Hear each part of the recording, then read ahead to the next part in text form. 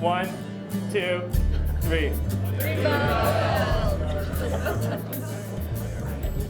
She is one of Canada's most eminent novelists and poets. She also writes short stories, critical studies, screenplays, radio scripts, and books for children. Her works have received numerous awards. They've been translated into over 30 languages.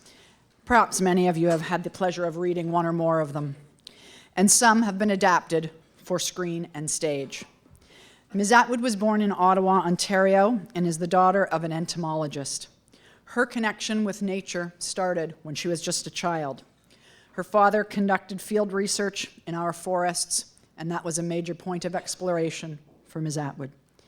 Indeed, I first had the pleasure of meeting Ms. Atwood when she was advocating for protection of Temagami's old-growth forests, part of northeastern Ontario, in the late 1980s. Ms. Atwood is committed to positive change in our way of life. As a writer, she uses her words and the voices of her characters to take a stand on values, social issues, inequality, and the environment. Her voice is strong and clear. Be prepared to be challenged and stimulated. The Greenbelt Foundation is honored and proud to introduce our keynote speaker. Please join me in welcoming Margaret Atwood.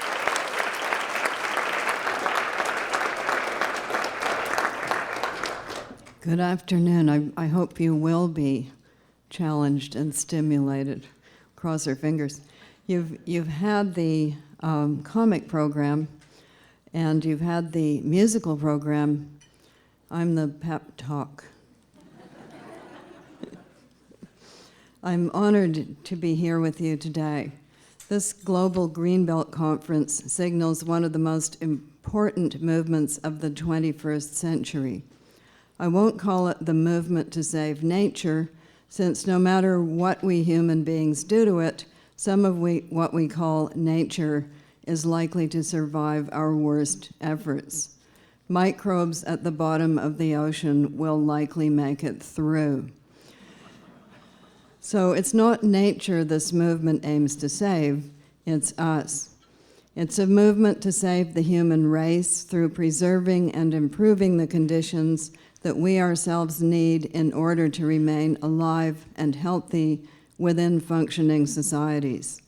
As such, the Greenbelt Initiative is part of a huge group of other conservation organizations, everything from international ones like the World Wildlife Fund to Nature Conservancy to BirdLife International to national and provincial ones like Nature Canada and Ontario Nature, all the way to very local ones.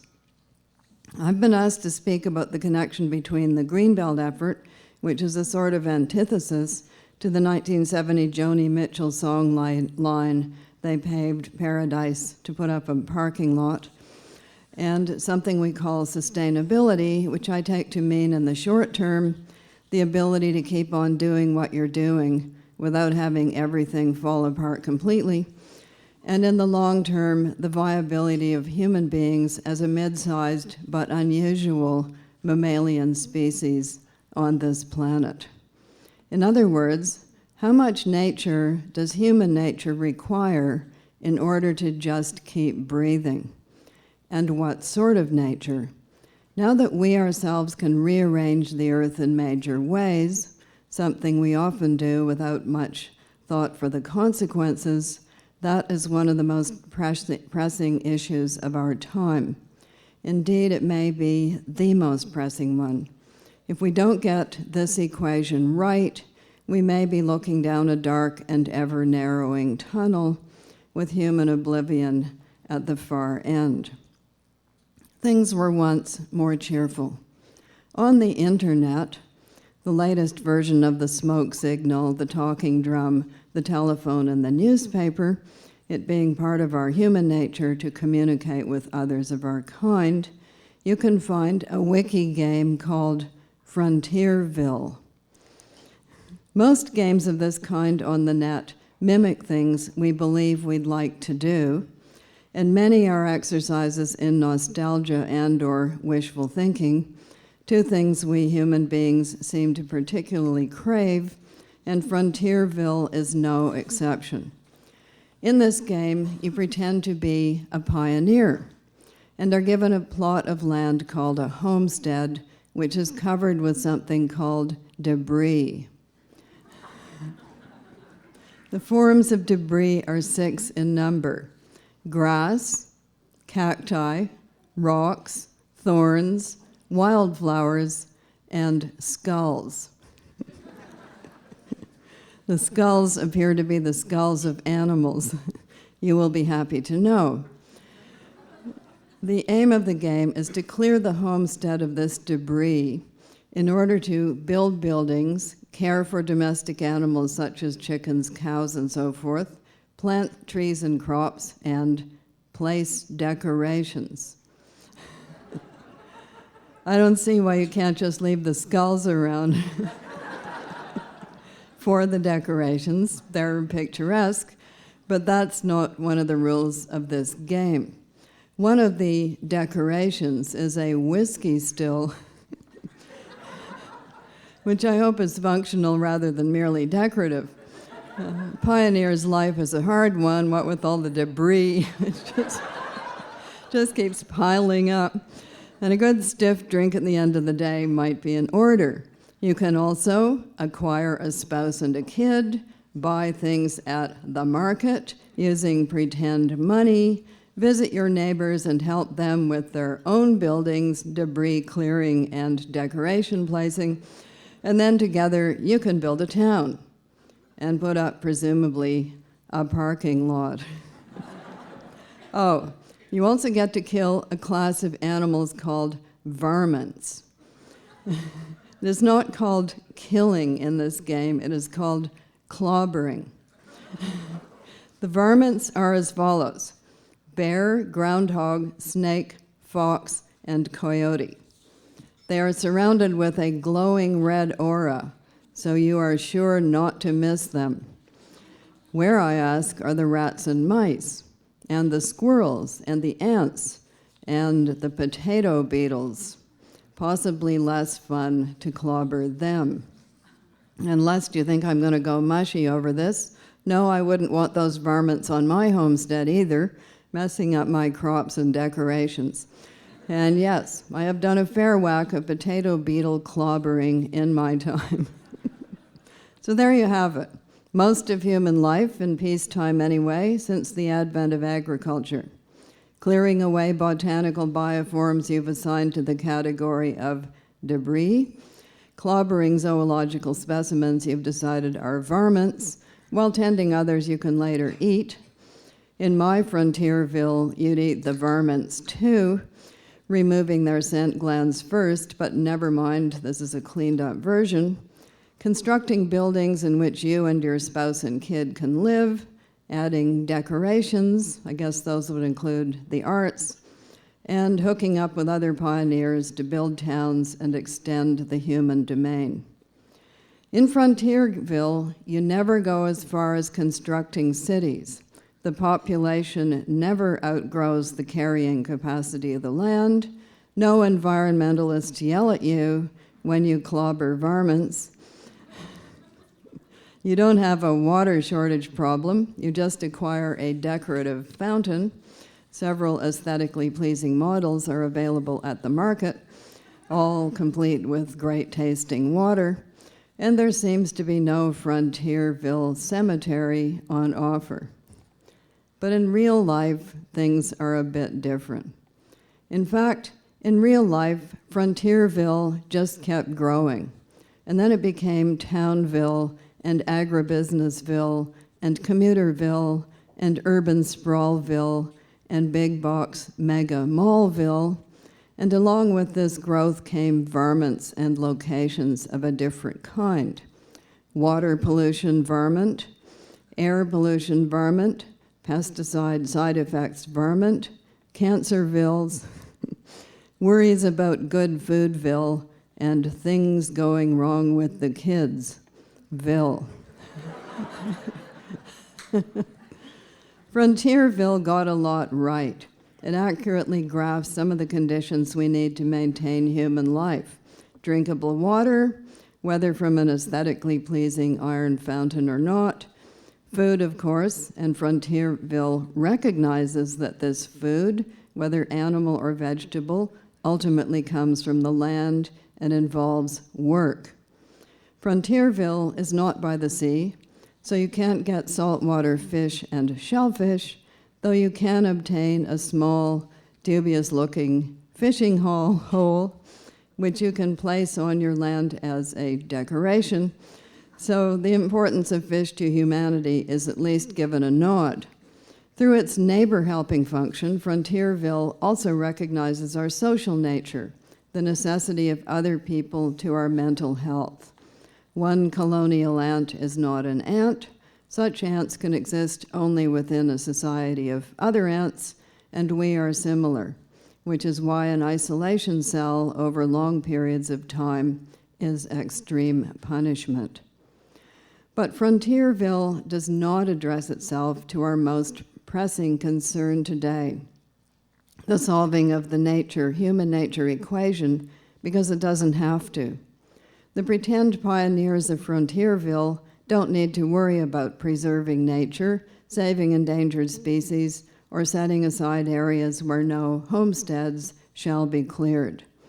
They have more than enough nature. In fact, like most human beings since the advent of agriculture, they have too much nature of kinds they don't like. Those agriculturalists, early and late, could not afford to feel warm and fuzzy towards nature as a whole because they were up against it every day in the form of pests, predators, crop diseases, weeds, hailstorms, drought, flood, frosts, and as they say in advertisements, and more. I know this life because for 10 years in the 1970s, I lived on and helped to run a farm.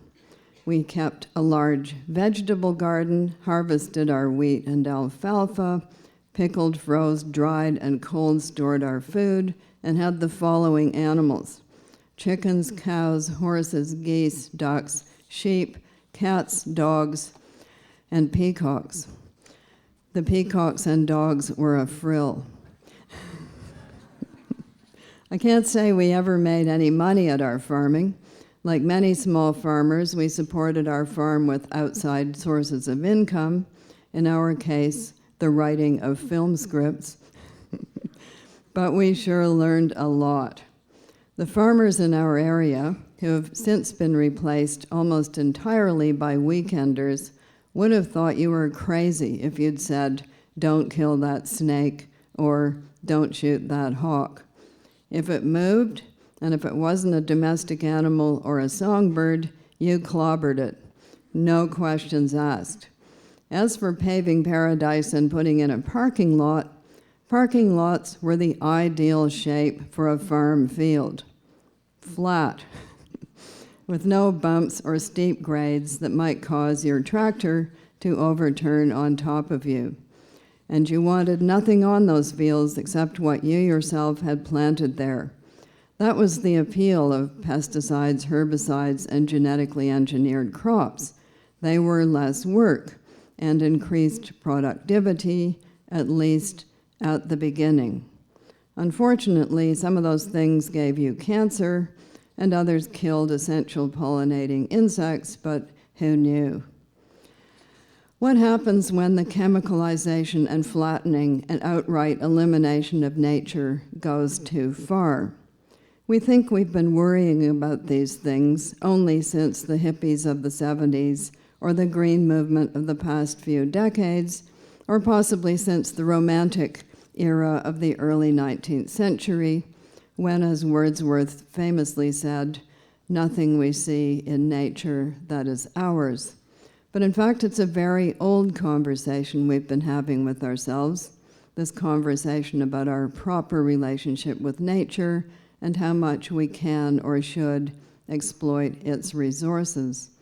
It's as old as our nature-altering tools, and those are very old indeed. Fire use goes back, it is estimated, at least 400,000 years, and probably longer. Studies on human clothing lice place the advent of clothing somewhere between 540,000 years ago and 170,000 years ago. Maybe it depends what you mean by clothing. By contrast, agriculture, as opposed to pastoralism, dates back a mere 10,000 years. So any way you count it, most of our prehistory was spent as nomadic hunter-gatherers, an existence that is as far away from Frontierville as Frontierville is from urban Sprawlville and big box mega mallville. Hunter-gatherers were relatively nomadic. You followed the food rather than raising it in one place. Therefore, you did not build heavy structures or heavy furniture. You needed to know a great deal about the bioforms that surrounded you, some of which were poisonous and some of which were edible. It was essential to know which were which. You lived in a constant dialogue with animals, some of which you hunted, and some of which hunted you. This took a great deal of alertness, concentration, and skill. People then did not go into nature for a weekend of relaxation. They were in nature, and nature was in them. And they placed limits on how much they could kill, and what, and where, and when, because they knew that once a food source is perfectly exploited, it will not regenerate, and then you'll starve. This deep history is probably, as the neurologists say, hardwired into us. The dreams of children under 5 are overwhelmingly about large animals. Many, E.O. Wilson among them, have argued that we have evolved with an innate tendency to be interested in other forms of life, and that we suffer if isolated from them. This is not to say that we should fall into the Wordsworthian fallacy of believing that nature is always a walk in the park, that nature never did betray the heart that loved her. Respect for the power of powerful animals and of smaller but powerfully venomous organisms must have been part of the ancestral toolkit. Those who hugged poison dart frogs or tried to pat rhinos didn't do much propagating of the species. And as one of the ironies of our times, that the fear of such species remains in many people, though the species themselves aren't much threat to us anymore, whereas we are not at all afraid of real dangers. The average house contains enough bottled toxins to polish off a city block. You are very much more likely to die in a car crash or by slipping on the bathroom floor than you are by a bear attack. Yet we are not terrified of our cleaning products and cars and bathrooms. They're so recent, we haven't had time to develop such ingrained responses. Thus, we've translated the early human respect for nature into irrational fear, while shedding the desire to understand and interact. We see nature as out there making a mess, whereas we are in here, sealed behind glass, where it's tidier and more controllable. The latest edition of the Oxford University Press Dictionary for School Children is symptomatic.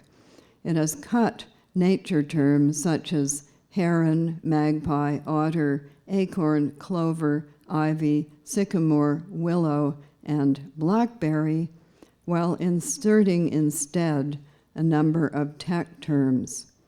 BlackBerry, it seems, is now only a phone, not something you pick and eat. We no longer experience wild animals much in places we might be. They've become fixtures of nature programs on television shows that feature a lot of chase scenes and killings because that's what grabs our attention. It's an experience of nature that's both safely removed from us and highly edited, a sort of Roman circus attitude towards nature. Capture wild animals, in our case on the camera, bring them to where we are, then kill them for our entertainment. or watch them kill one another. As the artist Robert Bateman has noticed, most children are not playing by themselves out in nature anymore.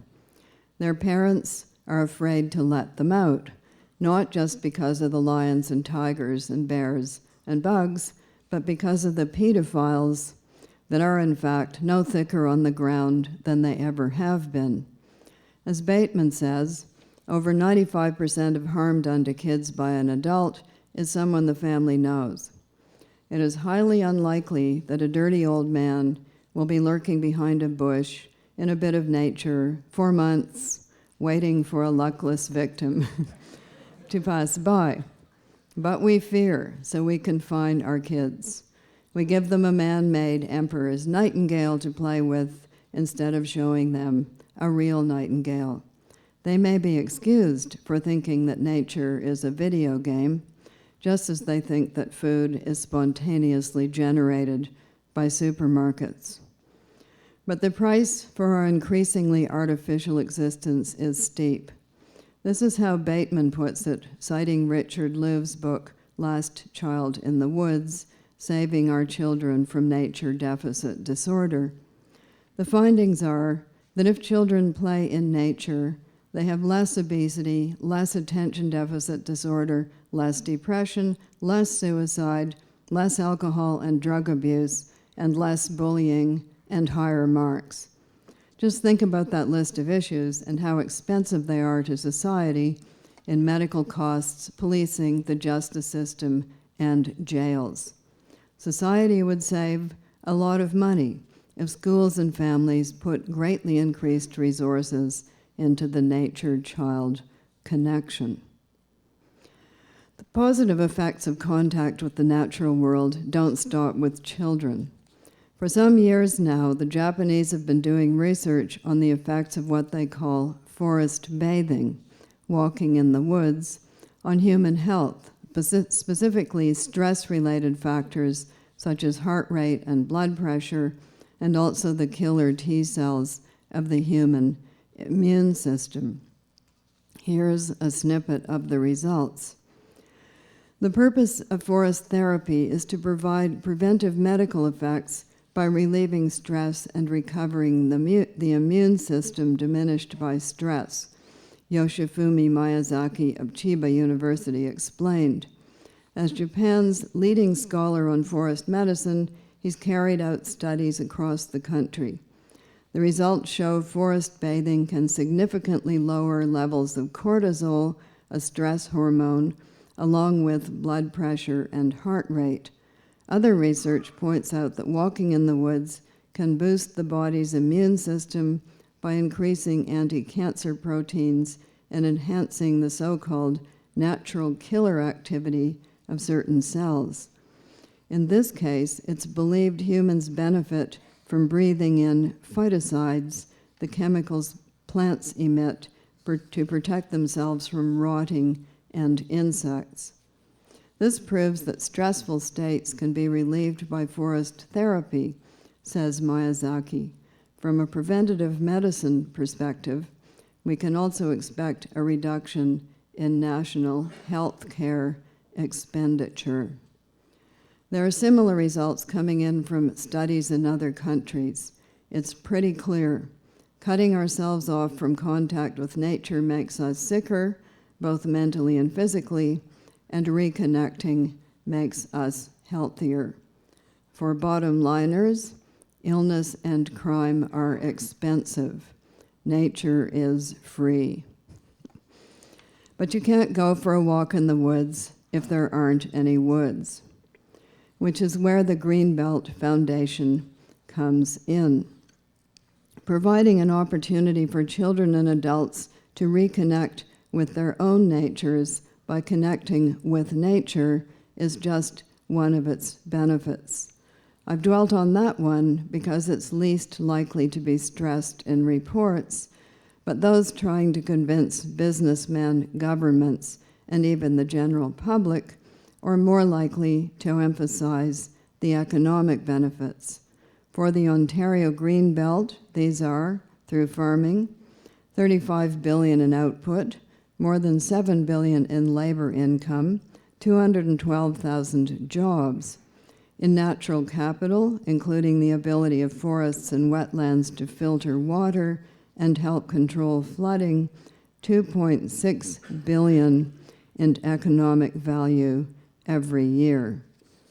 The efforts of the Greenbelt Foundation itself include, but are not limited to, as they say in legal contracts, helping farmers reduce costs while also reducing waste and carbon emissions and growing a local food system, some of it organic, and thus part of the global return to more resilient living soils as opposed to the dead soil chemical model.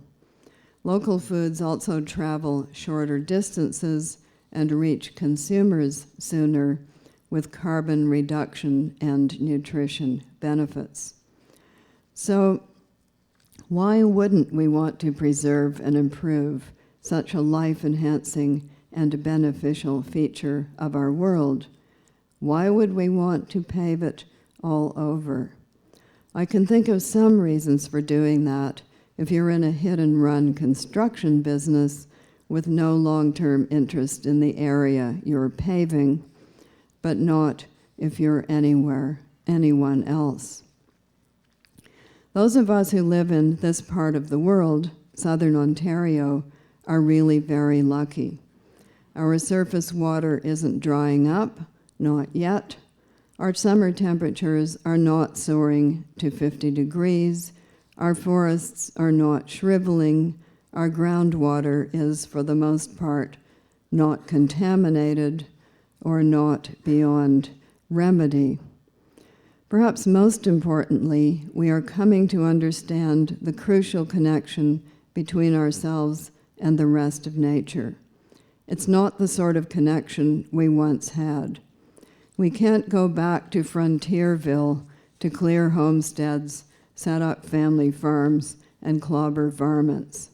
There isn't enough frontier, there are too many of us on the planet, and there aren't even enough varmints to go around. We certainly can't go back to hunting and gathering. Just one day of that, if indulged in successfully by all 7 billion of us, would clean up most of the edible living organisms left on Earth. We're increasingly urban, scared of mice, at a loss when the lights go off.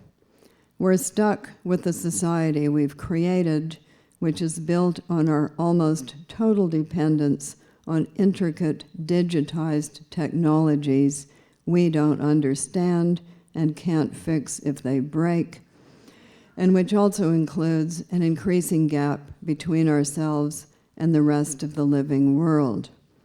The larger that gap becomes, the more likely is the possibility that we will pave over way too much of paradise because we will have forgotten about it. There's an old saying from India that goes, "Forests precede civilization, deserts follow it." The Greenbelt movement is a hopeful hint that maybe, just maybe, we will have the wisdom to preserve the forests in the midst of our civilization and thus avoid the deserts. I wish you the greatest success in your efforts. Thank you.